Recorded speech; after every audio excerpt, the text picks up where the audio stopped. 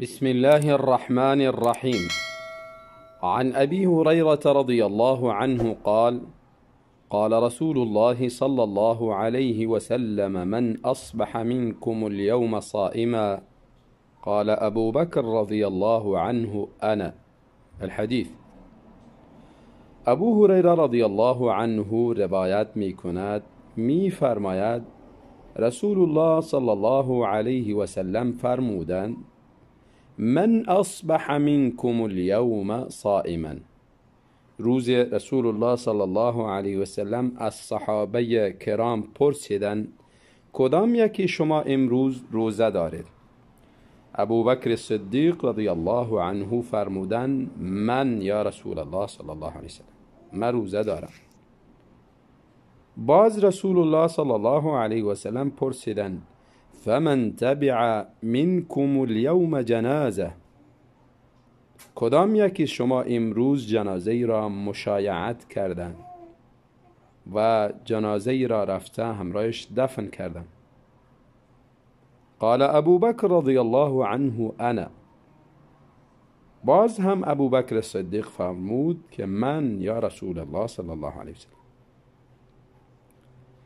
رسول الله صلی الله علیه و سلم باز پرسیدند: فمن اطعم منکم اليوم مسکینا؟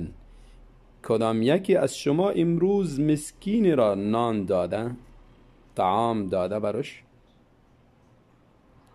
قال ابوبکر رضی الله عنه: انا. ابوبکر صدیق رضی الله عنه فرمودند: من این کار را انجام دادم یا رسول الله صلی الله علیه و سلم. باز پرسیدند: فمن عاد منکم اليوم مریضا؟ کدام یکی از شما امروز مریضی را پرسش رفته و مریضی را عیادت کرده؟ باز هم ابوبکر صدیق رضی الله عنه جواب دادند: انا، من این کار را کردم یا رسول الله صلی الله علیه وسلم. فقال رسول الله صلی الله علیه وسلم: ما اجتمعن فی امرئ الا دخل الجنه. این کارها در شخصی جمع نمی شود مگر این که به سببی از اینها داخل جنت می شود.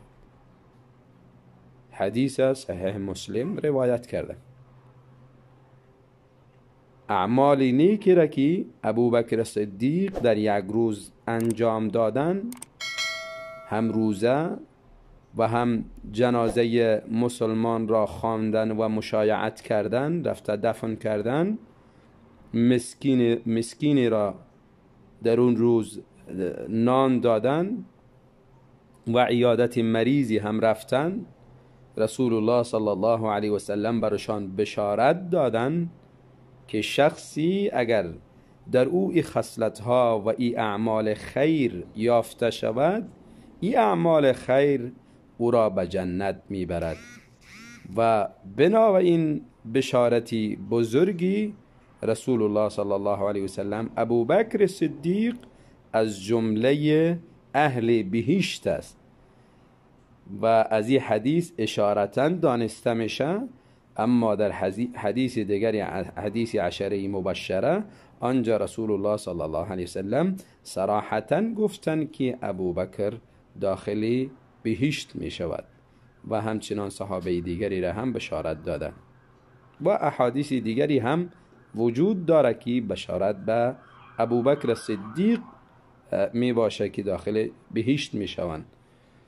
و از حدیث این را هم دانسته میشه که انسان اعمال خیر نهایت تلاش کنه و این را حقیر نشمارد.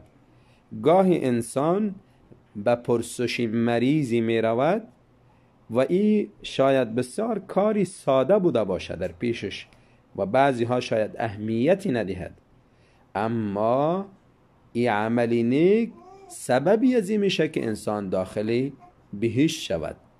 و گاه انسان لقمه نان را به مسکینی میدهد که او سبب رفتن بهشتش می شود. و گاه انسان نماز جنازه را مشایعت میکنه، رفته او را دفن میکنه که نیت خیر داره، اجر داره، الله هم برش اجر نوشته میکنه و هم به این عمل نیک داخل جنت میسازش. خلاصه انسان اعمال نیک را حقیر نشمارد. رسول الله صلی الله علیه وسلم فرمودن لا تحقرن من المعروف شیئا، شما هیچ عملی خیری را حقیر نشمارین.